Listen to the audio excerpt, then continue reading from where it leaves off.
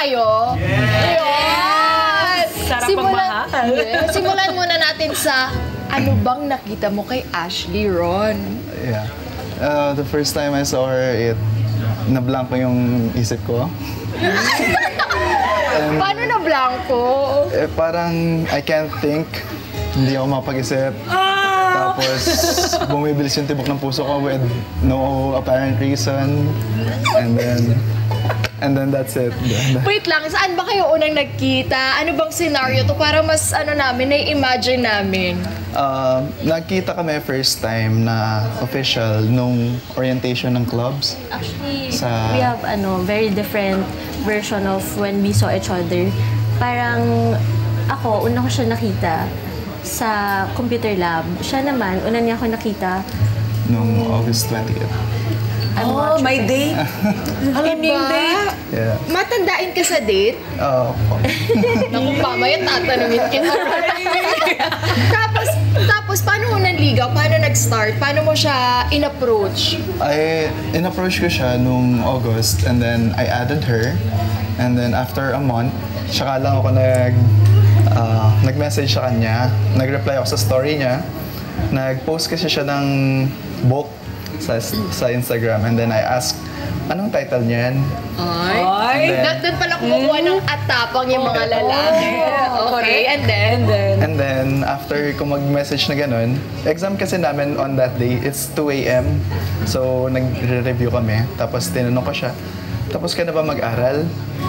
And then I replied, I was like, yeah, I'm done na. Pero siya hindi pa. And then parang sinabi mo na, gutom ka na. And then, wow, ha? It just so Segue yun, no? And then, it just so happened na nagugutom din ako. So, nagluluto ko pansit canton in my dorm. And then, she was like, pahingi naman. ay, wow! Oh, wow! Sa pansit pala nag-start. And then, pumunta siya ng dorm, nagdala siya ng 1.5 liters na soft drinks. And I was like, bakit 1.5? Dalawa lang kami inom ng soft drinks. Tapos yun, after that, it was very chill meeting lang na kwentuhan lang as classmates and friends. Wala siyang meaning or anything ata. Or I don't know. Smile si Ron. Yeah. So, I didn't assume anything. So, parang meeting lang siya, tapos usap-usap lang kami about our family, about ourselves. Kasi first time namin na mag-uusap na kami lang dalawa. So, ano na to? Getting to know na ba to? yes. Wala siyang pauses in between. Tapos parang never dull moment Yeah, very free-flowing yung conversation. yung conversation namin. Masasabi niyo ba foundation itong relationship, friendship? Yes. Yeah. Yeah? Yeah. We Na-feel were mo? friends for We were friends. And then, parang, intention is not to stay friends. Yeah. Ay! Iba pala yung Gusto ko na lumabas yan. I like that. Feeling ko siya na nakipagkaibigan mo na siya sa akin. And then, I felt na, parang may something. Pero, syempre, I didn't assume. I waited for him. Tapos, yun, tuloy-tuloy lang. And very chill hangouts. Kinikilig din na. So anyway, nagtagal yung panliligaw ng 1 year. Tas paano naman kayo as boyfriend and girlfriend? Gaano ba ka-sweet itong si Ashley, Ron? Sobrang alaga niya. And then, kasi ako, I don't know the schedules. Hindi ko alam yung schedule ng exams. Hindi ko alam yung deadlines ng assignments. And then, she's always there reminding me. And then, every time na uwi kami, she's asking me, what do you want to eat? Where do you want to go? Do you want to Ganun siya study? kaalaga. Maalaga siya. How about si Ron? What about Ron to you? Actually, si Ron, siya yung very maalaga talaga sa amin dalawa. Hindi ako, ano lang ako, alam ko lang yung lahat ng mga schedule namin na need gawin. Pero sa amin dalawa, siya talaga yung very caring. Siya yung marunong magluto, siya yung marunong mag-laundry. As in, siya sa lahat ng mga gawaing bahay na normally sa girls. Pero ako naman, most of the time, ako yung umaayos ng parang Time mga... management. Yes, No, time parang management and discipline, everything. Ano pa lang to boyfriend, girlfriend. Pero meron kayong mga ginagawa din na actually, parang ginagawa rin to ng mga high school before. Yung nagpapalitan kayo ng phone ba? May mga yeah. ganun ba? Yeah, kasi we're very open sa isa't isa. So, yung phones namin, may access talaga kami. Sa isa't Parang yung isa. password, ibig Yeah. sabihin. And then, doon, eto na, mga kada makinig, doon nakita ni Ron Ano? na nung nanliligaw pa na Ano? siya, may nanliligaw pa kay Ashley. Yan yung sigaw ng audience natin kanina. Naku! Kwento mo na nga yun. Ikwento mo yan, Ron. Paano? Oh, so nung first time kasi namin naging boyfriend and girlfriend official, pina-access niya sa akin everything. She told me everything. And then I saw na during na-overlap na konti na someone messaged her on... You were back reading. Yeah, I was back reading and then someone messaged her na happy birthday. And then that's it. And then I was so immature back then. And I didn't know how to react. So I took it out. I got mad. Yeah, he got mad at me. Happy birthday lang naman, Ron. Ikaw naman. Tsaka backread naman yun. Past yun. Pero bakit nga ba nagalit ka, tapos yun nga, pagka-immature, bakit may mga ganun yung mga lalaki? Past na yun, ikaw na nanalo eh. Oo nga eh. Bakit ka nagselos pa? Nung time kasi na yun, parang I have... Ilabas mo yan. Ilabas mo yan.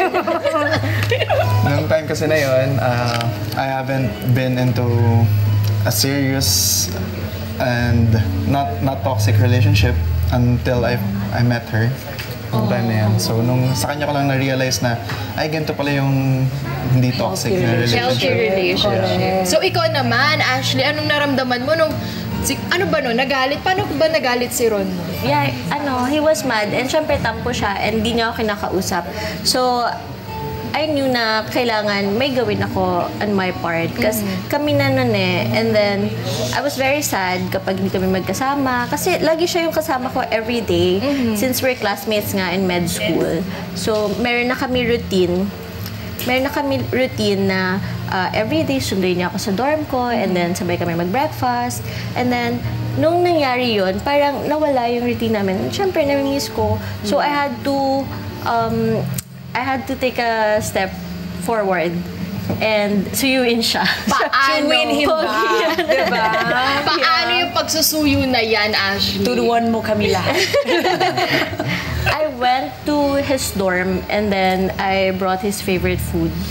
And then yun, nag-usap lang kami like mature adults, Guwapo, Ron. Tingnan ng pagkain. Yeah. So parang ikaw yung nanligaw again kay Ron. just to parang to get back together. How long did that take?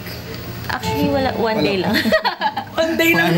Hindi, pero matagal kayo hindi nag-usap. Di ba? Parang ilang days almost, din yun. 4 days. Okay. No communication at all. Ang hirap din nun. hirap nga. Tapos, paano mo malalaman na isusuko ko na ba tong laban na to o kakayanin ko pa tong laban na to? Ako ba? Ikaw, kasi kahit sino sa inyo, kasi pwede siya applicable siya kay Ron na parang, ay, wala na siguro. Kay Ashley, pwede rin na parang, ay, wala na rin siguro love sa akin si Ron. Yeah, kasi we've been dating for a year and yun nga, iba kasi yung naramdaman ko sa kanya iba yung feeling ko sa kanya eh. It's like, first time ko kasi magpakilala sa house namin ng boyfriend and then siya yun. So parang gusto ko kasi kung sino yung una kong papakilala sa house. Yun na talaga yung in the end. And then I felt din naman na parang, ay, for long term na to. So, ayoko sayangin. So, hindi ko siya sinukuan.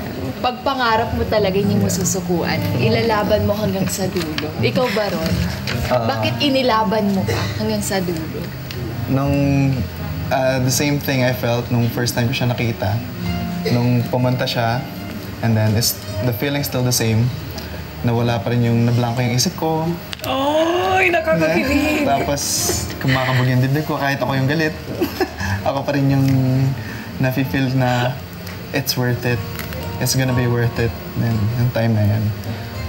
Tapos, from there, Siyempre, nandito na tayo ngayon eh. Paano ka napunta sa pagpo-propose? It's a funny story kasi nung how it happened. Nung nagre-review kami nung August, out of nowhere, sinabi niya sa akin, magkatalikuran kasi kami ng reviewer.